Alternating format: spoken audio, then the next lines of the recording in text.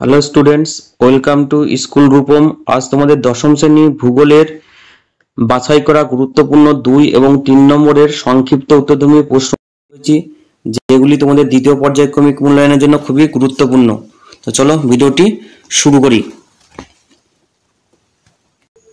তোমাদের দ্বিতীয় পর্যায়ক্রমিক মূল্যায়নের প্রাকৃতিক ভূগোল এবং অর্থনৈতিক ভূগোল মিলিয়ে মোট 40 নম্বরের পরীক্ষা হয় এবং এই 40 নম্বরের পরীক্ষার মধ্যে বায়ুমণ্ডল চ্যাপ্টার থেকে একটি 3 নম্বরের প্রশ্ন এবং একটি 2 নম্বরের প্রশ্ন, বায়ুমণ্ডল চ্যাপ্টার থেকে একটি 2 নম্বর এবং একটি 3 নম্বরের প্রশ্ন এবং আঞ্চলিক ভূগোলের অধ্যায় থেকে 2টি 2 নম্বরের প্রশ্ন আসে।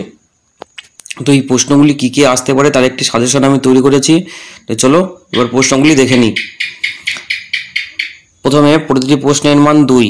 1 নম্বর প্রশ্ন, গ্রিন হাউস এফেক্ট কি?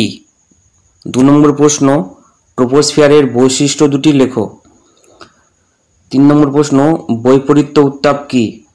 4 নম্বর প্রশ্ন, অশ্বক্ষাংশ কাকে বলে? 5 নম্বর প্রশ্ন, সমষ্ণরেখা কাকে বলে?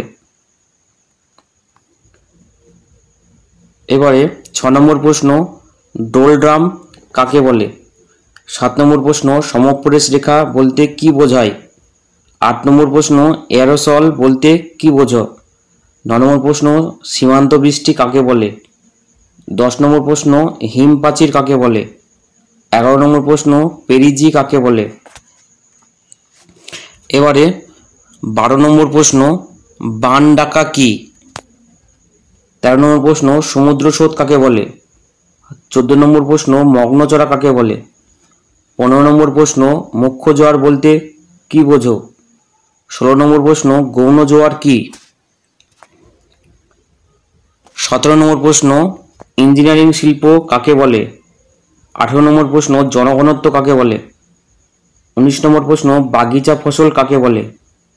20 নম্বর প্রশ্ন, বিশুদ্ধ কাঁচামাল বলতে কি বোঝো?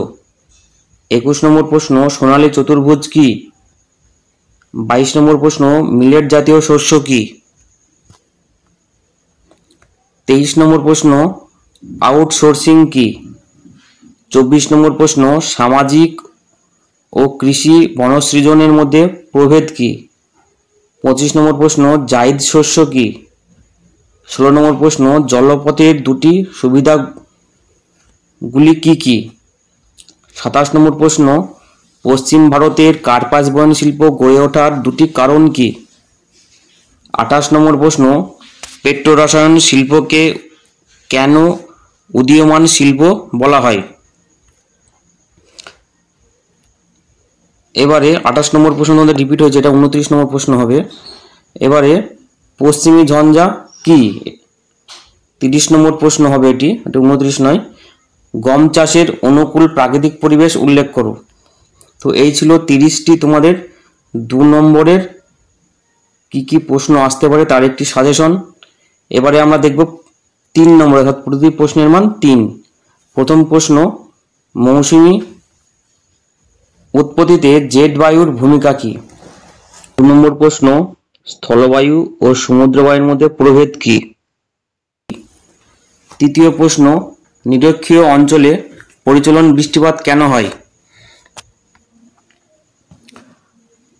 4 নম্বর প্রশ্ন, বায়ুর উষ্ণতা ও চাপের মধ্যে সম্পর্ক কি? 5 নম্বর প্রশ্ন, নিয়ত বায়ু বলয়ের সীমানা পরিবর্তন হয় কেন? 6 নম্বর প্রশ্ন, চরম ও আপেক্ষিক আর্দ্রতার মধ্যে পার্থক্য কি? 7 নম্বর প্রশ্ন, গ্রিনহাউস গ্যাসের সঙ্গে বিশ্ব উষ্ণায়নের সম্পর্ক বিশ্লেষণ করো। 8 নম্বর প্রশ্ন, ট্রপোস্ফিয়ারকে ক্ষুব্ধমণ্ডল বলা হয় কেন? 9 নম্বর প্রশ্ন, ভূমধ্যসাগরীয় জলবায়ু অঞ্চলের উল্লেখযোগ্য বৈশিষ্ট্য উল্লেখ করো। ভূমধ্যসাগর জলবায়ু অঞ্চলের বৈশিষ্ট্য উল্লেখ করো। 10 নম্বর প্রশ্ন, সমুদ্র জলে মগ্নচড়া সৃষ্টি হয় কেন?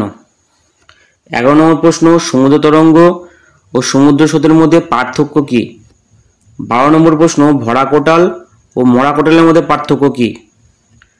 13 নম্বর প্রশ্ন, পূর্ণিমা অপেক্ষা অমাবস্যার জোয়ার প্রবল হয় কেন? 14 নম্বর প্রশ্ন, দুদিনের দুবার জোয়ার ও দুবার ভাটা সৃষ্টি হয় কেন? 15 নম্বর প্রশ্ন, অর্থাৎ শেষ প্রশ্ন তোমাদের 3 নম্বরের যে সাজেশন দেওয়া হয়েছিল তার আজকে শেষ প্রশ্ন, উষ্ণ স্রোত ও শীতল স্রোতের মধ্যে পার্থক্য উল্লেখ করো। তো এই ছিল তোমাদের দ্বিতীয় পর্যায়ক্রমিক মূল্যায়ন ভূগোলের সাজেশন, যেখানে 30টি 2 নম্বরের প্রশ্ন এবং 15টি 3 নম্বরের প্রশ্ন তৈরি করা হয়েছে। আশা করি প্রশ্নগুলি তোমাদের পরীক্ষায় কাজে লাগবে। তো আজ ভিডিওটি এখানে শেষ করছি। পরবর্তীতে আরও এরকম ধরনের ভিডিও পাওয়ার জন্য চ্যানেলটি লাইক, শেয়ার এবং কমেন্ট করবে। ধন্যবাদ।